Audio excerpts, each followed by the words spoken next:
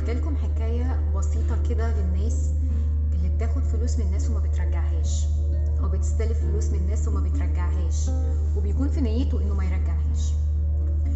في حد توفى وكان عليه فلوس لحد معين يعني، فلما توفى حد من اهل الميت ده يعني عرف ان هو عليه دين لفلان، فراح لفلان واداله الفلوس وقال له فلوسك اهي ويا ريت تسامحه.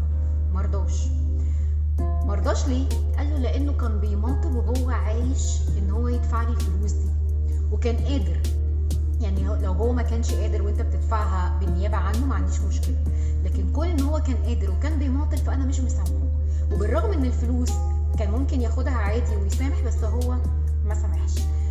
الناس اللي مستلفه فلوس من حد او واخده فلوس من حد او عليها دين، انا مش عارفه بجد انتوا ازاي بيجي عليكم الليل وتناموا وبتبقوا مطمنين ومرتاحين.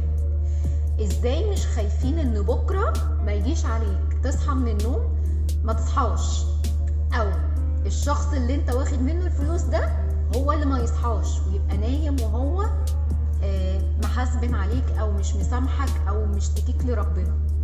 بجد بتعملوها ازاي؟ حقيقي لو عليك دين لحد ما تستهونش بموضوع الدين.